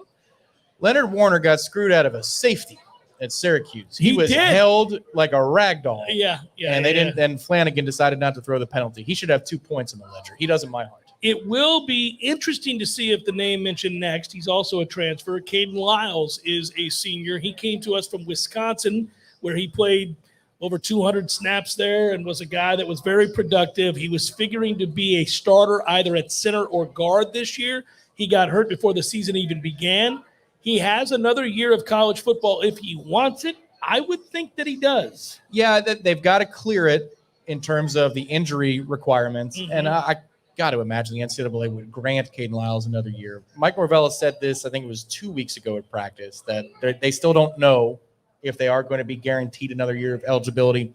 But then he followed it up quickly by saying that Caden's going to be a great coach someday. So I don't know how to feel. How to feel about that is tough to know. Yeah, I will say that too. Dimitri Emanuel is a transfer who has started all year for Florida State, came over from Charlotte, and was identified obviously by his former coach, Alex Adkins, and is a kid that has played well for Florida State. He hasn't always been perfect, but I got to tell you what's funny about him. Fun to watch. Now that the year is pretty much done, he's a much worse practicer than he is game day player. There are times in practice I go, dear God, Dimitri, what in the heck was that? Practice ain't for him, Tom. That's fine, though. That's fine. If you show up on game day, that's okay. A lot of our guys do exactly the same thing on Tuesday and Wednesdays and Saturday. With Dimitri, he and Josh Farmer had a lot of battles this year in practice, and 44 got the better of him a lot of times. Most of the time. Yeah. Dylan Gibbons, who I will celebrate to no end, has been so good for Florida State. 75 came in here. We talk about stabilizing segment groups. We mentioned Tatum Bethune stabilizing the linebacking core. Dylan Gibbons got here and gave you your first legitimate offensive lineman, like legitimate Power 5 starter who could play at a high level. Ended up being a very good ACC lineman, and at times – was just a very good lineman, period. And so good for him. Yeah, and the one thing I'll say about Dylan Gibbons in practice is he reminds me a lot of what Coach Fisher used to do, which is he coached everybody from the starter to a walk-on. You noted that early on in his career. They're going to be a walk-on quarterback. Dylan didn't participate a whole lot in those one-on-one drills because they knew what they had in him, and I think he has a rep count, just in terms of you want to make sure he's fresh because he's been through a lot. He's a big dude. And he will pull aside walk-ons, he'll pull aside starting guards, starting tackles, and he'll have a full conversation with them. I mean, he walks it. He walks the walk. And also his nonprofit charity has raised over $450,000. Yeah. This is NIL money that's being used for good. So that's the kind of guy you want in your program. Kudos through and through. Jazz Turpentine came in here and was a player that I think they wanted to make him a guard. Yep. He ended up having to play tackle because of the injury to Bless Harris. And anytime that you have an opportunity to come in here and play, you're excited to do it. But when you get moved from a position where you could have been really, really successful, it takes sacrifice and a willingness to do that. He has, so we give him credit. Jazz isn't dynamic, but he is a solid starter for you, especially in the run game. He's a solid starter for you there. Yeah, and we'll see what that rotation looks like tonight. We talk about the contribution at large, but is it going to be 79 or 76 at right tackle, or are they maybe going to rotate in Jazz at right guard now that they feel more healthy and there's one game to go? They got a handful tonight because you have a very good defensive end for Florida. So we're going to have to see how they decide to handle that. Pokey Wilson has been great for Florida State. He has been a player that has been big in big moments and big games. Obviously, we start with that LSU game this year, and how about that guy showing up in a big way on a national stage? But he did it against Miami. He's done it against all of the teams that, high-profile games. That guy has shown up. We'll see about tonight. Big game Pokey Wilson. Would it surprise you if he has a 30-plus yard touchdown reception tonight? Not at all. It shouldn't. Well, that is not the speediest secondary that we've ever faced. Correct. And that guy can really run, so I wouldn't be surprised. He came here with Tamorian Terry. That's how long ago he came to the program. It's crazy. And I have a mortgage, couple kids, he's balding. That's the player I need to apologize to, because every year in fall camp when we couldn't go to practice, it was, well, Pokey's having a great camp. I'm like, BS. So, 3 coaches and 4 coordinators have been here, and everybody says that Pokey's had a good camp. Well, this year he's been the truth, man. He has been the truth. Well, it's an opportunity to show that sometimes exercising patience with guys, especially college football players, we got to watch them grow a little bit. Fernando Padron, the wide receiver out of Western Florida, will walk. Those guys work just as hard as everybody else on a daily basis. They don't get the praise, so you get credit for that. Cam McDonald, I don't know what to say about Cam McDonald. It's weird. When you look at Cam McDonald, he looks like an NFL superstar in the making, just body type. Obviously, he didn't play that way. However, he's not nothing. He's a solid player for you. He's been a hard worker. When you listen to Cam McDonald, you can tell he's a smart kid who gets it, who's been a good, positive role model in that room as well. So it's just hard to grade Cam McDonald's career, but we salute him, another senior on this team. Yeah, less than stellar at blocking, but I will say it seems the rapport with he and Jordan Travis and some of those seam passes that we were begging for all offseason, it's gotten better as the season's gone along. Yeah, it's gotten better. Yeah, good for him. Good for him. And finally, Robert Cooper, who we all love, Big Coop. Big Coop has been a guy that has worked his way into being played through some stuff this year. A lot of stuff. I was just about to say he's a guy that's had to play very, very hard and overcome injuries. He got himself into shape eventually after that arm injury. He's had some tough things, but he's been out there for us, and we'll miss him. His enthusiasm is infectious as well. That's a kid that races Mike Norvell at the start of every practice. I mean, that's entertaining in and of itself. Who's going to do that? Yeah. Who's going to do that now that he's gone? So we salute you, Big Coop, as well. We'll step aside, come back with our predictions. We have to. We're wrapping it up here real soon. Warchant GameDay atop Hotel Indigo. Not that far from game time now. Hang in there, everybody.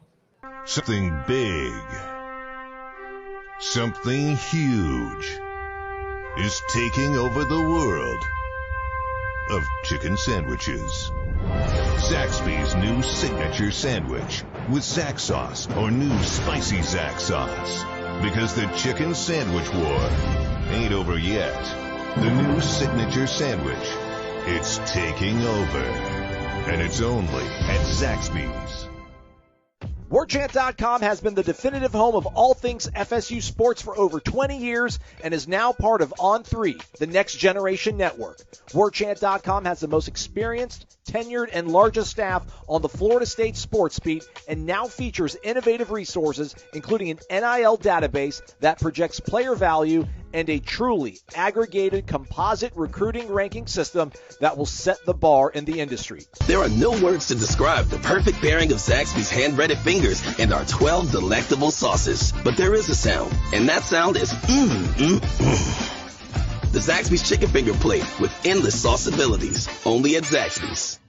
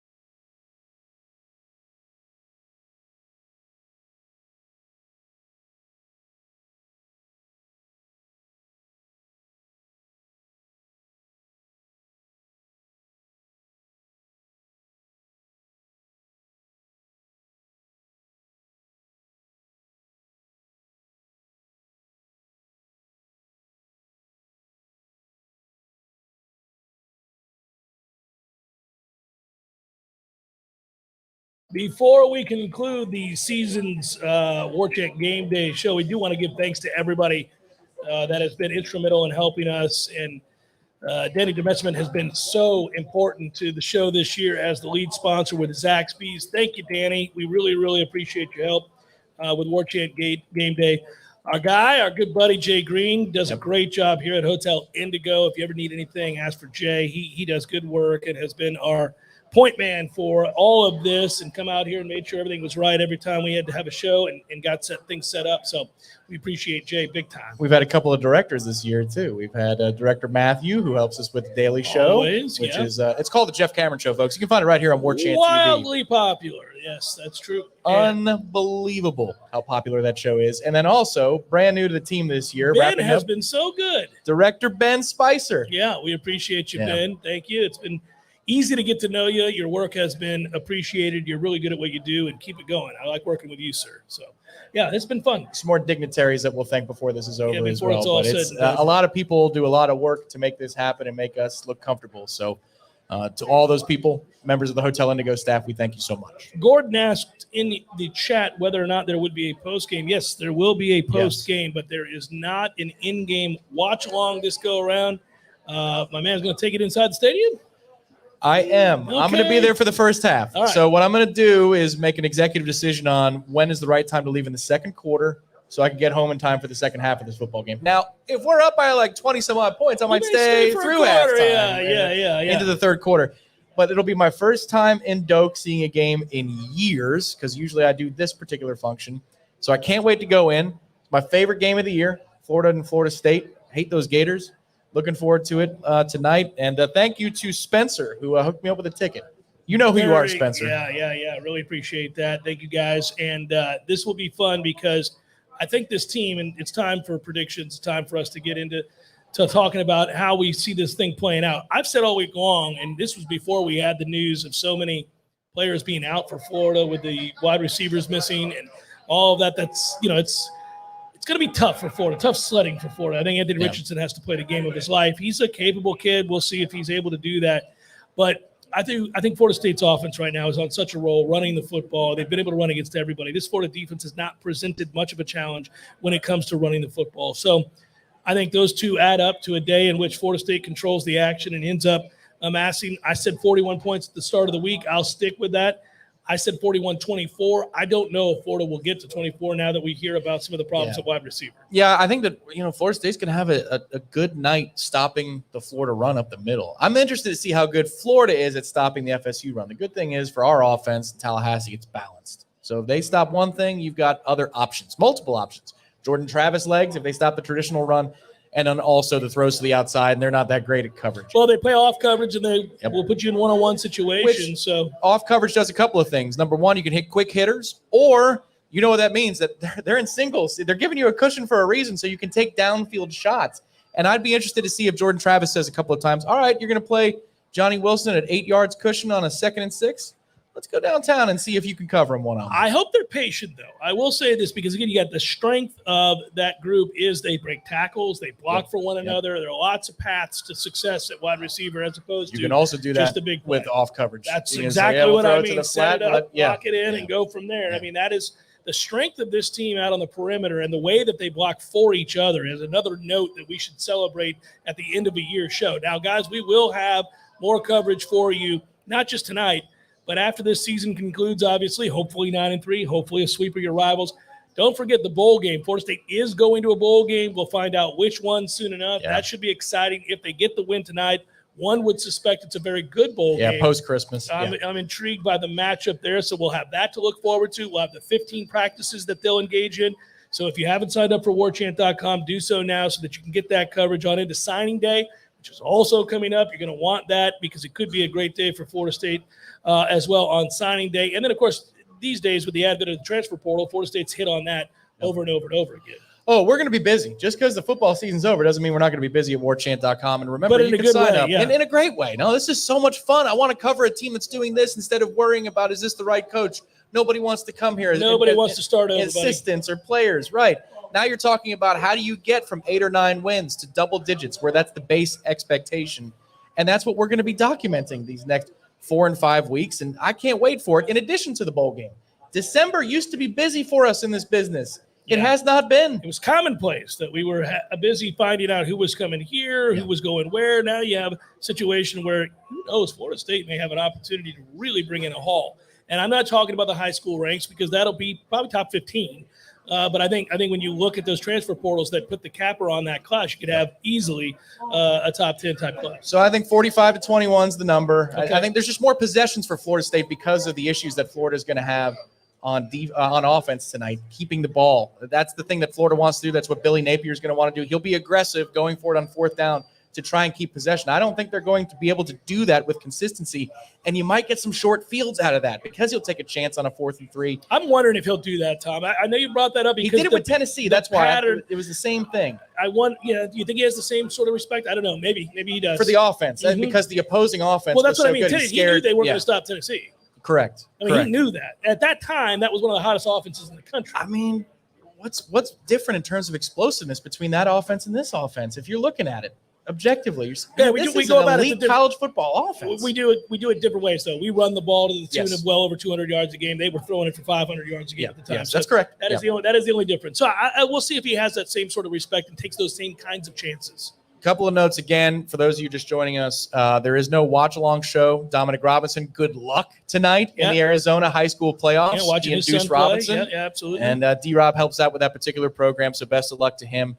A couple other people to thank from Hotel Indigo, Senior Vice President Jeremy McCulley and General Manager Haley Bass, who helped us out a couple of weeks ago. Haley was awesome. Haley's awesome on a particular noon broadcast that required some help. She was there in a pinch for us, so we appreciate what they did as well. But 10 to 15 minutes after the game concludes, the postgame show will go live on Warchant TV. If you subscribe and hit the bell, you'll be notified when we hit the button to go live. All right, so you and I with our predictions, I went 41-24. I hope you're right. I hope we score more than that. You had 45-21, so same. Somewhere in that. Both have us with a comfortable win, and Florida State would cap off a 9-win campaign with a sweep of their rivals and would be in store, we think, for a very good recruiting class and a fun time to be around Florida State's program with a coach that's not going anywhere, and sustained success seems to be in the future. I want to thank you, my partner, my brother. Man, thank you. We've been doing this for a very long time. Always have fun with you, of course. Always know I can depend on you. 13 seasons in the books. That's now, crazy. Man. It didn't even seem possible that we've done 13 seasons, but time flies, and it's a lot fun. It's a lot more fun when you're working with somebody that is a pro's pro and does such a good job. Thanks for setting it up every week and making me look good, man. You make me look Thanks good. for being opinionated. That's what people want to hear, our opinions. So if it wasn't for you. I don't have a problem with that. It's not the Arbor Day channel, but also most importantly is to everybody who came out this year to Hotel Indigo. Make sure you come back next year. Should we be right back here for the kickoff game against, I don't even know who that's going to be in week 2 because we got LSU in Orlando. Stephen Bay writes real quickly, there's been a Cedric Baxter sighting. He has contributed to the cause as well. That's a big-time running back, so we shall see. All right, thanks to all who have been involved with us. Thank you so much for being here. Thanks to everybody who came out tonight. And go Noles. We'll talk to you soon. Be good, everybody.